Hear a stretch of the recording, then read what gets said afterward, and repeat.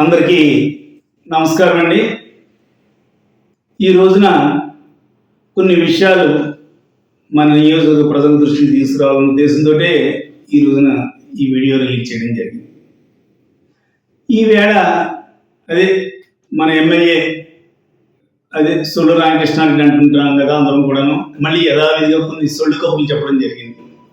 ఆ సొల్లు కబుర్ల గురించే ఒకసారి అతను చెప్పిన వాటికి ఎంతవరకు కరెక్టా ఏమిటా అన్నది చెప్పడానికే నేను ఈ రోజున ఈ వీడియో రిలీజ్ చేస్తున్నాను. ఆయన ఒక తప్పు చేసి అడ్డంగా దొరికిపోయాడు. పొలమూరు గ్రామానికి సంబంధించిన బుడాల ధనలక్ష్మి అని బీసీ మహిళా సర్పంచ్, ఆవిడికి తీవ్రమైన అవమానం చేసి అవమానాన్ని కప్పిపుచ్చుకుంటానికి రకరకాలుగా పిల్లి మొగ్గలు వేస్తున్నాడు. ఈవేళ నల్లమిల్లి పిల్లి మొగ్గలు వేస్తున్నాడు. ఈవేళ చచ్చినట్టు. ఎందుకు? ఎప్పుడు కూడా గత 40 సంవత్సరాల నుంచి కూడా ఎక్కడైతే జెండా వందనం జరుగుతుందో అదే చోట జరపాలని సర్పంచ్ అంటే, దానికి విరుద్ధంగా వేరే సచివాలయం 2లో మరి ఆయన ఆధ్వర్యంలో జెండా వందన కార్యక్రమం జరిగింది. చీమ చిటుక్కుమంటేనే పెద్ద పెద్ద ఫోటోలు వీడియోలు పెట్టి పబ్లిసిటీ పిచ్చిగా మరి సోషల్ మీడియాలో పెడుతుంటాడు. అటువంటిది ఆ రోజున అన్ని కార్యక్రమాలు జరిగిన ఆ ఒక్కటి ఎందుకు పెట్టలేదు ఫోటో? అంటే బయటకు రాదు, చేసిన తప్పు మళ్ళీ బయటకు చేస్తే చీ అంటారన్న ఉద్దేశంతో ఆ ఫోటో కానీ వీడియో కానీ రాకుండా చేశాడు. కానీ ఆ వీడియో క్లియర్గా బయటకు రావడంతో మేము సోషల్ మీడియాలో పెట్టడంతో నల్లమిల్లల్లా కూడా పిల్లి మొగ్గలు పాపం వాటి నీటు కళ్ళు దాగిన కోతులాగా ఏం చెయ్యాలో అర్థం కాక పాపం ఏంటి ఇలా రెడ్డెండ్గా దొరికేసాం, ఒక బీసీ సర్పంచ్కి ఇలాగా మరి అవమానం చేసాం, దాని నుంచి ఎలా బయటపడాలని టాపిక్ డైవర్షన్ మొదలెట్టాడు ఆయన. ఆ టాపిక్ డైవర్షన్లో భాగంగానే కొంతమంది బీసీల చేత, బీసీ సోదరిమణుల చేత మాట్లాడించడం జరిగింది. మళ్ళీ ఈవేళ అంటే ఒక ఇష్యూ గురించి 3 సార్లు స్పందించవలసిన అవసరం వచ్చిందంటే దాని ఎఫెక్ట్ ఎంత గట్టిగా నలమిల్లు కొట్టిందో చూడండి. ఈవేళ సాక్షాత్తు అతనే రంగంలో దిగాడు. ఏంటి ఎంతమంది చేత చెప్పించినా కానీ ప్రజల్లో చాలా బ్యాడ్గా వెళ్ళిపోయింది, ఏదో దీన్ని తప్పుని కవర్ చేసుకునే విధంగా చెయ్యాలని కొన్ని సొల్లు కబుర్లు చెప్పడం జరిగింది. ఆ సొల్లు కబుర్లో భాగంగానే బీసీ సర్పంచ్కి మీ గ్రామంలో అక్కడ ఆర్చి దగ్గర ఆగి అవమానం జరిగింది అని చెప్పారు. రామకృష్ణారెడ్డి, కొన్ని విషయాలు నువ్వు మాట్లాడేవి కదా, నువ్వు మాట్లాడిన దానికి నేను చెప్పకపోతే బాగుండదు. అందులో ఇంకో విషయం కూడా నేను చెప్తానన్నా, ఇది కేవలం ఒక విషయానికి సంబంధించిన వీడియో. నీ గురించి ఇంకా రానున్న రోజుల్లో సీరియల్స్ పుంకాలుగా వస్తాయి. 1, 2 చాలా ఉన్నాయి. నీ భాగవతాలన్నీ కూడా ఒక్కొక్కటి కూడా బయటకు వస్తాయి. అందులో భాగంగానే ఈవేళ మరి నువ్వు మాట్లాడిన దానికి ఒక చిన్న వివరణ ఇస్తూ నీ పైన కూడా ఏమైతే ఉన్నాయో అభియోగాలు అవి చెప్పదలుచుకున్నా.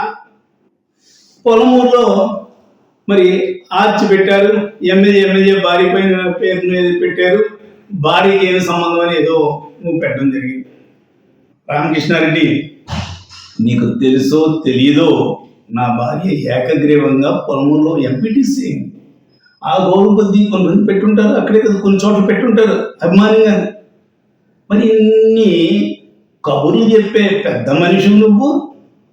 ఒక విషయం చెప్పనా, మీ రామవరం గ్రామంలో సుమారు 13 ఎకరాల శివుడి యొక్క భూమి, దేవుడి మాన్యం, అక్కడ ఇళ్ల పట్టాలు ఇచ్చి, ఇళ్ల పట్టాలకి ఎవరి పేరు పెట్టావు, ఆ కాలనీకి ఎవరి పేరు పెట్టావు, ఒక్కసారి వెనక్కి దిగి చూసుకో. స్వయంగా మీ నాన్నగారు మీ అమ్మగారు పేరు మీద కాలనీ పెట్టావు. అంటే మీ దాంట్లో మీరు ఏమన్నా 1 సెంటు భూమి ఇచ్చారా? మీ బంధువులు ఎవరిదన్నా ఉందా? అది పెడితే ఆ శివుడి పేరు మీద పెట్టాలి. శివాలయం గ్రామంలో ఎవరైతే ఉన్నారో దేవుడికి సంబంధించింది ఆలయ భూమి, అది మానేసి మీ తల్లిదండ్రుల పేరు పెట్టావు. అందులోనూ అంటే మీ అమ్మగారి పేరు ఎందుకు పెట్టావు? ఆవిడ ఒక సర్పంచ్గా ఓడిపోయింది. అంటే సర్పంచ్గా ఓడిపోయినందుకు పెట్టావా? కనీసం మాట్లాడేటప్పుడు కొంచెం బుద్ధి జ్ఞానం గతాన్ని మర్చిపోకుండా మాట్లాడు. అంతేగాని సొల్లు చెప్పేస్తే ఎవరైనా వినేస్తారు, ఎవరైనా నమ్మేస్తారు అని మాత్రం అనుకోవద్దు. అంతేకాకుండా ఇంకో విషయం కూడా చెప్తా ఉన్నా, నువ్వు మాట్లాడుతూ దేనికైనా 50% 50% వీళ్ళు భరిస్తే వాళ్ళ పేర్లను కాలనీకి 6.5 ఎకరాలు మీద ఒక్క సెంటర్ని ఇచ్చారా? సాక్షాత్తు ఆ భగవంతుడిది. ఆ భగవంతుడి పేరు తీసేసి మీ వాళ్ళ పేరు పెడతావా?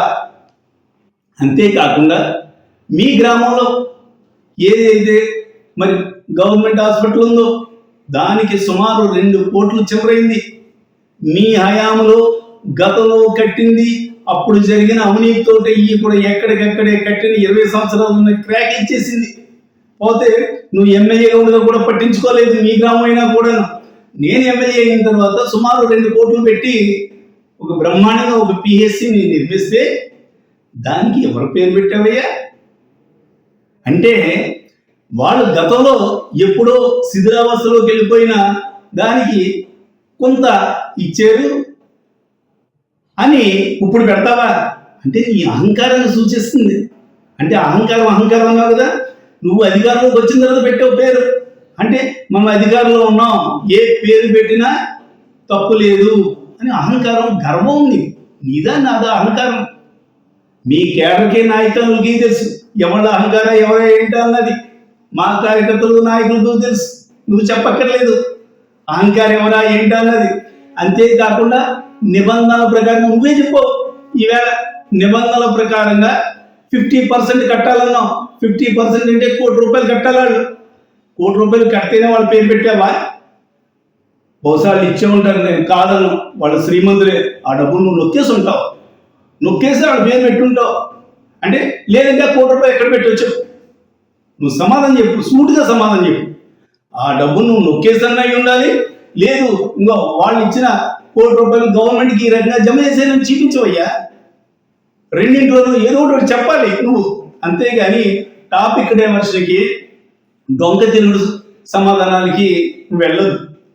నీ ఎంత ఎలాంటి ఓడువా అన్నది మీ గ్రామ ప్రజలకే తెలుసు, మీ గ్రామ పంచాయతీ విషయంలో కూడా ప్రజలకే తెలుసు. ఆ రోజున పంచాయతీ నిర్మాణానికి ఎస్టిమేషన్, అంటే అధికారం నీ చేతిలో ఉంది కదా అని ఎస్టిమేషన్ 10 లక్షలకే వేసి 5 లక్షలు నువ్వు ఇచ్చి మరి పేరు పెట్టించుకుంటానికి నువ్వు ప్రయత్నం చేసావు. అంటే 10 లక్షలతో అయింది అది. కనీసం మాట్లాడేటప్పుడు కనీసం జనాలు నమ్ముతారా లేదన్నది ఆలోచించి చెప్పాలి. అది ఏమీ లేదు నీకు. మరి ₹1 కోటి సంగతి చేయొచ్చు, నువ్వు నొక్కేసే ఉంటావు, అందులో డౌట్ లేదు. అలాగా శ్రీమంతులు వాళ్ళు ఇచ్చే ఉంటారు, నేను కాదన్నా. అంతేకాకుండా నువ్వు ఇంకా కొన్ని విషయాలు చెప్పు. బీసీలకు అవమానం అది ఇదని అయ్యింది. బీసీలకు నా హయాంలో ఏం మేలు చేసావా లేదా, లేదంటే వైఎస్ఆర్ కాంగ్రెస్ పార్టీ అధికారంలోకి వచ్చిన తర్వాత బీసీలకు ఎంతవరకు ఉపయోగం జరిగిందా అన్నది బీసీ సోదర సోదరిమణులు అందరికీ కూడా తెలుసు. నువ్వు సర్టిఫై చేయక్కర్లేదు. నీ హయాంలో ఇంకా చెప్తా అన్నా, 2 ఉదాహరణలు చాలు, ఇంకా చాలా ఉన్నాయి. 2 ఉదాహరణలు చెప్తా అన్నా. మహేంద్రవాడ గ్రామంలో ఒక ఆర్చి పెట్టడం జరిగింది. ఆ టైంలో సర్పంచ్ ఎవరు? బీసీ మహిళ. ఆవిడ పేరు ఎక్కడి నుంచి చూపించు. నీదే పెద్ద శిలాఫలక. 2 ఉదాహరణలు చాలు, ఇంకా చాలా ఉన్నాయి. 2 ఉదాహరణలు చెప్తా ఉన్నా. మహేంద్రవాడ గ్రామంలో ఒక ఆర్చి పెట్టడం జరిగింది. ఆ టైంలో సర్పంచ్ ఎవరు? బీసీ మహిళ. ఆవిడ పేరు ఎక్కడి నుంచి చూపించు. నీదే పెద్ద శిలాఫలకాలు పెట్టుకున్నావు నువ్వు. అంతేకాకుండా రంగంపేట మండలం వెంకటాపురం, అక్కడ సర్పంచ్ ఎవరు? ఆ టైంలో నువ్వు ఎమ్మెల్యేగా ఉండగా ఒక బీసీ మహిళ. ఆవిడ పేరు ఎక్కడన్నా ఉందా? నీ పేరు శిలాఫలకాలు వాళ్ళు పెద్ద ఇదిగా పెట్టుకున్నావు ఆర్చి మీద. కాబట్టి నువ్వు, నేను ఎప్పుడు కూడా అంటుండేవాడిని, గురు వింద దించ అలాంటివాడు. నీ నలుపు నీకు తెలియదు. నువ్వు చెప్పేవన్నీ చూడు, సామెతలునే చెప్పే శ్రీరంగ నీతులు దూరం ఎక్కడో గుడిసెలని నీ టైప్ అదే. నేను మళ్ళీ చెప్తా ఉన్నా రామకృష్ణారెడ్డి, నువ్వు వాళ్ళ చేత వీళ్ళ చేత నీ చెంచాల చేత నీ అనుయాయుల చేత మాట్లాడేసుకో. నువ్వు ఏమన్నా చెప్పదలుచుకుంటే నేను అడిగేది నిన్ను అడుగుతున్నా. నువ్వు సమాధానం నువ్వు డైరెక్ట్గా చెప్పు. నేను డైరెక్ట్గా నిన్ను అడుగుతున్నాను, వాళ్ళు ఎవరన్నా అడుగుతలేదు. నువ్వు నన్ను అడిగితే నేను సమాధానం చెప్తాను. నేను చెప్పడానికి ఎప్పుడు కూడా సిద్ధంగానే ఉన్నాను. నేను అంతేగాని నువ్వు టాపిక్ డైవర్ట్ చేయడానికి వాళ్ళ చేత వీళ్ళ చేత చెప్పించద్దు. నీకు నిజంగా దమ్ము ఉంటే డైరెక్ట్గా నువ్వు మాట్లాడడానికి ఏం మాట్లాడుతావు, చేసి అన్నీ కూడా తప్పుడు పనులు. ఇంకా చాలా సీరియల్స్ ఉన్నాయి, అన్నీ ఒకసారి మాట్లాడుకోవడానికి అవుతుంది. ఇది కొన్ని గంటల టైం పడుతుంది. కాబట్టి ఈవేళ నువ్వు మాట్లాడిన దానిపైనే నేను మాట్లాడడం జరిగింది. మళ్ళీ విషయాలు చాలా ఉన్నాయి, మళ్ళీ చెప్తాను. నువ్వు ఏదో అనుకుంటున్నావు, నీ పదవీ కాలంలో నువ్వు ఎక్కడ ఏ తప్పు చేసినా, ఏ అవినీతి చేసినా వైఎస్ఆర్ కాంగ్రెస్ పార్టీ ఎప్పుడు కూడా వెంటాడుతూనే ఉంటుందని మాత్రం ఈ సందర్భంగా తెలియజేస్తున్నాను. అంతేకాకుండా రామకృష్ణారెడ్డి నీకు మరొక విషయం చెప్తా ఉన్నా. మరి నువ్వు ఎమ్మెల్యేగా అయిన తర్వాత, ఈ కూటమి ప్రభుత్వ అధికారంలోకి వచ్చిన తర్వాత ఏం చేసావు? బీసీ ఎస్సీలకు సంబంధించి బిక్కువలు కానీ, పందలపాకు కానీ, అదేవిధంగా రాజుపాలెం కానీ, పెదపూడు కానీ, దోమాళ్ళలో కానీ ఇల్లు ఏ రకంగా కురిపించేసావు? బీసీ ఎస్సీలకు సంబంధించి దోమాళ్ళు అయితే లేఅవుట్ యజమాని దగ్గర వాళ్ళే చెప్పారు, సుమారు 20 నుంచి 10 లక్షలు తీసుకుని మా ఇల్లు ఖాళీ చేయించడానికి వాళ్ళతోటి లాలుచీ పడ్డాడు ఎమ్మెల్యే అని వాళ్ళే స్వయంగా చెప్పారే. అదేవిధంగా ఆర్చిల విషయం నేను అంతకు ముందే చెప్పాను. మరి ఏమైతే ఉందో మహేంద్రవాడ కానీ, వెంకటాపురం కానీ, అక్కడ బీసీ సర్పంచులు ఉన్నారు, వాళ్ళకి క్షమాపణ చెప్పు. అదేవిధంగా ఇల్లు ఎవరైతే కూల్చేసారో బీసీ ఎస్సీలకు సంబంధించి వాళ్ళందరికీ కూడా క్షమాపణ చెప్పు. అంతేకాకుండా నువ్వు మరి మొన్న ఏమైతే ఆగస్టు 15 రోజున చేసావో పల్మూరు సర్పంచ్ గుడాల ధనలక్ష్మి గారికి నువ్వు క్షమాపణ చెప్పు, తప్పు అయిపోయిందని. ఇవన్నీ ఒకెత్తి, సాక్షాత్తు దేవుణ్ణి మోసం చేసినవాడు నువ్వు ఎలాగా నువ్వు చెప్తావు? మీ గ్రామానికి సంబంధించిన శివుడి యొక్క భూమి 13 ఎకరాలు, దానికి సంబంధించి కూడా కనీసం శివుడు పేరు కూడా లేకుండా నీ కుటుంబ సభ్యులకి పేరు పెట్టేశావు. ఏ రకంగా కూడా ఒక్క రూపాయి కూడా మీది లేకపోయినా కూడా ముందు దేవుడి దగ్గరికి వెళ్ళి, నాయన తప్పు అయిపోయిందని లెంపలేసుకో. మీ ఊరు శివాలయానికి వెళ్ళి తప్పు చేశానని ఇప్పటికన్నా కూడా తప్పు సరిదిద్దుకుని ఆ పేరు శివాలయం సంబంధించిన పేరు ఏవైతే ఉందో దేవుడి పేరు, ఆ పేరు పెట్టు ఆ కాలనీకి. ఇటువంటివి మానేసి నువ్వా చౌకబారు మాటలు, చౌకబారు ప్రకటనలు, ఏదో సుదీర్ఘ ఉపన్యాసం ఇచ్చేస్తే జనాలు నమ్మేస్తారనుకున్నావు. నువ్వు ఎన్ని సొల్లు కబుర్లు చెప్పినా ఆల్రెడీ సొల్లు రామకృష్ణారెడ్డి అన్న పేరు నీకు నామం కూడా సార్థకమైంది. అందరూ కూడా అదే పేరుతో అనుకుంటున్నారు. కాబట్టి నీ సొల్లు అన్న విషయాలు అందరికీ కూడా తెలుసు. కాబట్టి నువ్వు ఎన్ని తట్టాలు పడినా ప్రజల దృష్టిలో సొల్లు రామకృష్ణారెడ్డిలే తప్ప నల్లని రామకృష్ణారెడ్డి కావాలని మాత్రం ఈ సందర్భంగా తెలియజేస్తున్నా.